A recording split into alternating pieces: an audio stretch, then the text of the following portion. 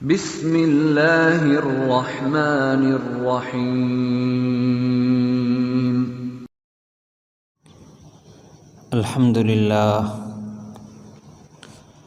الحمدللہ وکفی وسلام علی عبادہ الذین اصطفی، اما بعد۔ عن ابی رزین رضی اللہ تعالی عنہ انہ قال له رسول اللہ صلی اللہ علیہ وسلم الا ادلک علی ملاک هذا الامر الذي تصیب به خیر الدنیا والآخرہ، علیک بمجالس اہل الذکر، فاذا خلوت فحرک لسانک ما استطعت بذکر اللہ، واحب فی اللہ وابغض فی اللہ، الى آخر الحدیث، او کما قال علیہ الصلاۃ والسلام۔ صدق اللہ وصدق رسولہ النبی الکریم۔ اللہم صلی علی سیدنا و مولانا محمد وعلی آلہ واصحابہ وبارک وسلم۔ اللہم صلی علی سیدنا و مولانا محمد وعلی آلہ واصحابہ وبارک وسلم۔ اللہم صلی علی سیدنا و مولانا محمد وعلی آلہ واصحابہ وبارک وسلم۔ سبحانک لا علم لنا الا ما علمتنا انک انت العلیم الحکیم۔ رب اشرح لی صدری ویسر لی امری واحلل عقدۃ من لسانی یفقہوا قولی۔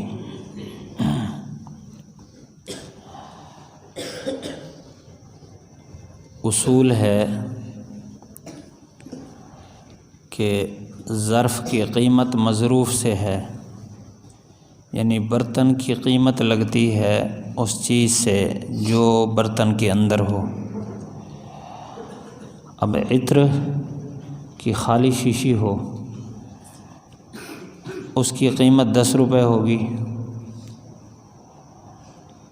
اب 2 شیشیاں ایک جیسی ہوتی ہیں، دکاندار سے پوچھیں یہ کتنے کی ہے، وہ کہتا ہے یہ 500 کی ہے۔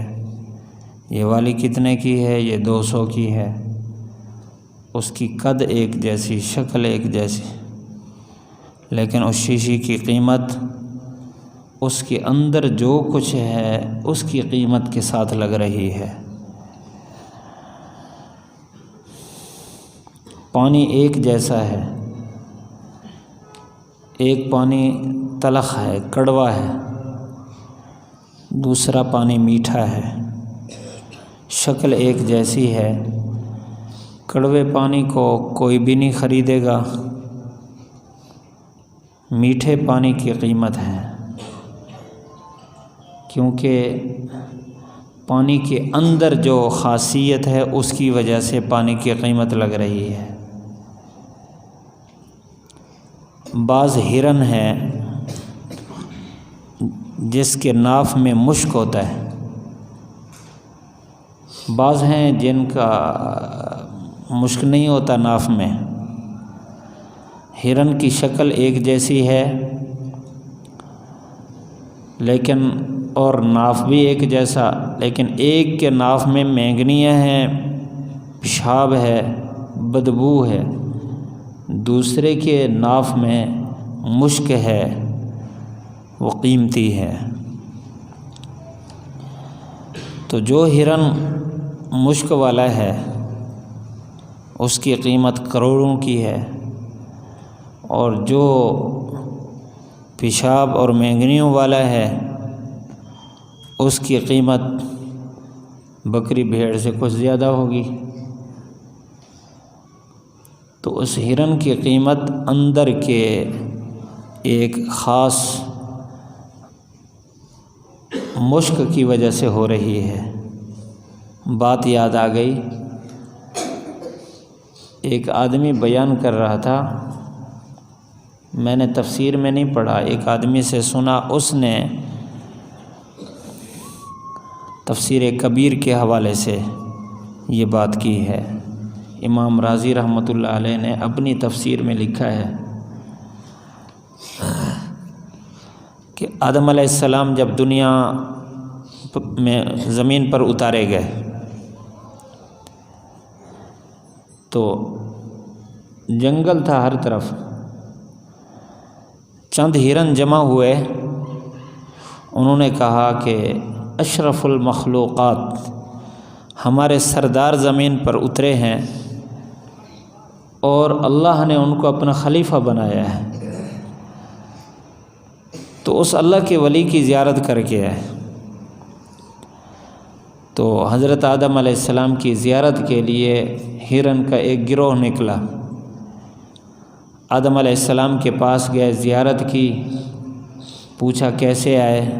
کہا آپ اللہ کے خلیفہ ہیں، زمین پر اللہ نے آپ کو بھیجا ہے، ہم آپ کی زیارت کے لیے آئے ہیں، اس لیے کہ آپ اللہ کے قریب سے ہو کر آئے ہیں۔ تو آدم علیہ السلام نے ان کی پیٹھ پر ہاتھ پھیرا اور ان کو شاباش دی اور واپس آئے۔ اللہ تعالیٰ نے ان ہرنوں کا جو گروہ تھا ان کی ناف میں مشک پیدا کر دیا۔ اب جب جنگل میں آئے، اس کے دوسرے جو ہرن تھے وہ سارے کے سارے ان کے قریب خوشبو مہک رہی ہے، پوچھنے لگے بھئی یہ مشک کہاں سے؟ انہوں نے کہا آدم علیہ السلام کی زیارت کے لیے گئے تھے، وہاں سے مشک ہمیں ملا۔ آدم علیہ السلام نے پیٹھ پر ہاتھ پھیرا، اللہ نے اس کی برکت سے ناف میں مشک پیدا کر دیا۔ دوسرے ہرن جمع ہو گئے، انہوں نے کہا ہمیں بھی جانا چاہیے۔ گئے، آدم علیہ السلام کی زیارت کی، پوچھا کیسے آنا ہوا؟ انہوں نے کہا ہمارے بھائی آئے تھے، آپ نے ان کی پیٹھ پر ہاتھ پھیرا تو ان کے ناف میں مشک پیدا ہو گیا، تو یہ خوشبو ہمیں بھی چاہیے۔ انہوں نے کہا وہ اخلاص لے کر آئے تھے، اللہ نے اس کی برکت سے ان کے ناف میں خوشبو پیدا کر دی، تم خوشبو لینے آئے ہو، تمہیں یہ چیز نہیں ملے گی۔ تو ان کو واپس کر دیا کیونکہ وہ خوشبو لینے آئے تھے۔ تو بہرحال میں یہ عرض کر رہا ہوں کہ جانور کی قیمت اس کے اندر کی وجہ سے لگ رہی ہے، ظرف کی قیمت، برتن کی قیمت اس کے اندر کی وجہ سے لگتی ہے۔ اسی طرح انسان شکل کے اعتبار سے برابر ہے، لباس بھی ایک جیسا ہے، کپڑا پہنا ہوا ہے، کھاتے بھی ایک جیسا ہیں، پیتے بھی ایک جیسا ہیں، اور انسانی تقاضے سب کے برابر ہیں، سب کو گرمی لگتی ہے، سب کو سردی محسوس ہوتی ہے، سب سردی کو دور کرنے کے لیے آگ سینکتے ہیں، گرمی سے بچنے کے لیے سایہ حاصل کرتے ہیں، سب کے تقاضے ایک جیسے ہیں، ظاہری شکل ایک جیسی ہے، لیکن اللہ کے ہاں انسان کی قیمت الگ الگ ہے۔ انسان کی قیمت انسان کے دل سے ہے۔ جب دل صاف ہو، پاک ہو اور اس میں اللہ کی محبت ہو تو یہ دل مشک سے بھرا ہوا ہے، اللہ کی محبت سے بھرا ہوا ہے۔ اس دل کے اس محبت سے بھرے ہونے کی وجہ سے انسان کی قیمت ہے۔ اگر اس دل میں اخلاص نہیں ہے، اللہ کی محبت نہیں ہے، بلکہ دنیا کی محبت ہے، تو دنیا کا نتیجہ بدبو ہے۔ روڑیوں پر جا کر دیکھ لیں، اس کا نتیجہ، اس کا آخر، اس کا انجام بدبو ہے۔ تو جب بدبو دل میں ہوگی تو اس انسان کی کوئی قیمت نہیں ہے۔ اگر دل میں حسد بھرا ہوا ہے، کینہ بھرا ہوا ہے، بغض بھرا ہوا ہے، تکبر کی بیماری ہے، یہ ساری بدبوئیں ہیں، ان میں سے کوئی بھی دل میں موجود ہو، ظاہری طور پر انسان کتنا قیمتی لباس پہن لے، کتنا اچھا کھانا کھا لے اور کتنا اچھا رہ لے، کتنا اچھی خواہشات پوری کر لے، اس انسان کی کوئی قیمت نہیں ہے۔ ہم نے اللہ کے پاس جانا ہے، وہاں دلوں کی قیمت لگے گی، اور یہ قرآن کا فیصلہ ہے۔ یوم لا ینفع مال ولا بنون، الا من اتی اللہ بقلب سلیم، اس دن جتنا مال جمع کر لیا کوئی قیمت نہیں ہے اس کی، اولاد جتنا اچھی ہو گئی کوئی قیمت نہیں ہے، ہاں الا من اتی اللہ بقلب سلیم، پاکیزہ دل لے کر آیا ہے، دل میں اللہ کی محبت بھری ہوئی ہے، ہر لمحہ اللہ کو یاد کرتا ہے، اس کے پاس مال کچھ نہیں ہے، اولاد نہیں ہے، رہنے کے لیے کچھ نہیں ہے، اللہ کے ہاں اس کی قیمت ہے۔ عرش کے سائے کے نیچے 7 آدمی ہوں گے، ان میں سے کسی کے بارے میں یہ نہیں لکھا ہوا حدیث میں کہ یہ وہ ہے جو دنیا میں بڑے عہدے والا تھا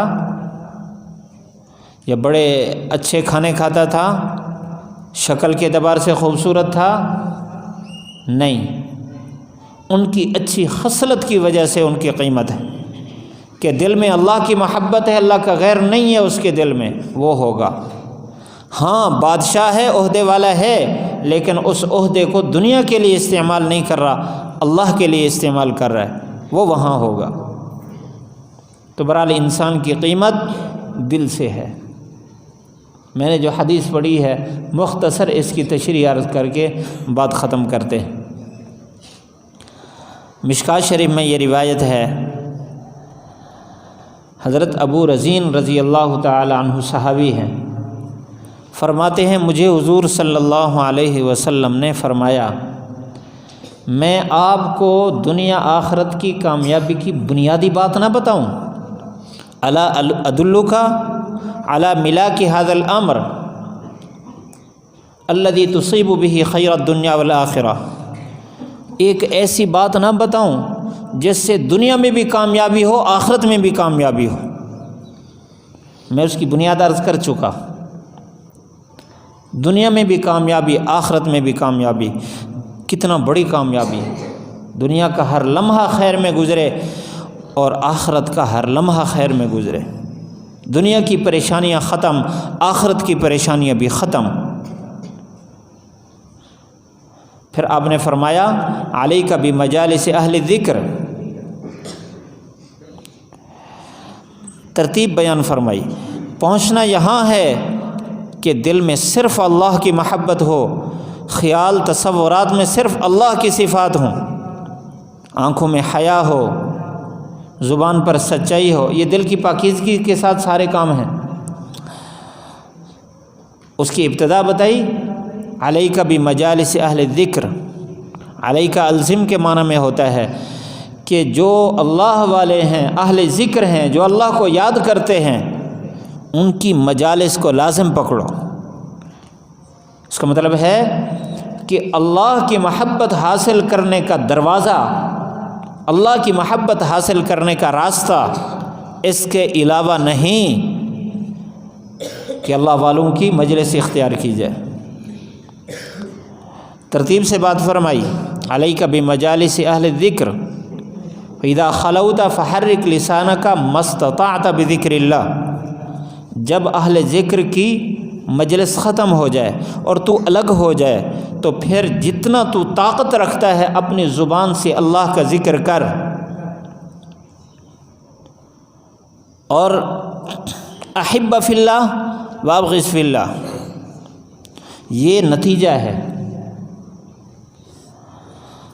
3 کام بتائے، اہل ذکر کی مجلس اختیار کرے، یعنی اہل ذکر کی مجلس اختیار کرنے کے بغیر زبان پر اللہ کا ذکر جاری کرنے کی عادت نہیں پڑ سکتی۔ راستہ وہ ہے، دروازہ وہ ہے، اہل ذکر کی مجالس اتنی اختیار کر، یہاں مجالس جمع کا صیغہ بولا علیک بمجالس اہل ذکر، ایک آدھ مجلس سے کام نہیں بنتا، اہل ذکر کی مجالس کو لازم پکڑ، پتہ چلے کہ یہاں اہل دل موجود ہیں، اللہ کا ذکر ہوگا، وہاں پہنچ جا، بار بار اس کو اختیار کرنے کے ساتھ دل پاک ہوگا، انسان کے اندر اتنی صلاحیت آ جائے گی کہ پھر الگ خواہشات کا غلبہ نہیں ہوگا، شیطانی وساوس کا غلبہ نہیں ہوگا۔ جب پھر الگ ہوگا تیری زبان اللہ کے ذکر کے ساتھ ہمیشہ تر رہے گی۔ اذا خلوت فحرک لسانک ما استطعت بذکر اللہ، جتنا طاقت رکھتا ہے پھر اللہ کا ذکر کر۔ اس کی برکت سے کیا ہوگا؟ اس کے نتیجے میں احب فی اللہ وابغض فی اللہ، پھر تو اللہ کا ہو جائے گا، یعنی ایمان کی تکمیل تجھے نصیب ہوگی۔ دوسری حدیث میں کیا ہے؟ من احب للہ وابغض للہ واعطى للہ ومنع للہ فقد استکمل الایمان۔ ابھی ہمارے عزیز سنا رہے تھے کہ چلنا تیرے لیے، رکنا بھی تیرے لیے، سب کچھ کس کے لیے؟ اللہ کے لیے۔ تو احب فی اللہ وابغض فی اللہ کا یہی مطلب ہے، کسی کے ساتھ محبت رکھتا ہے اللہ کو خوش کرنے کے لیے، کسی کے ساتھ ناراضگی ہے اللہ کو خوش کرنے کے لیے، درمیان میں اس کی خواہشات آڑے نہ آئیں، خواہشات کا غلبہ ختم ہو جائے، مغلوب ہو جائے، اللہ کی محبت کا غلبہ ہو،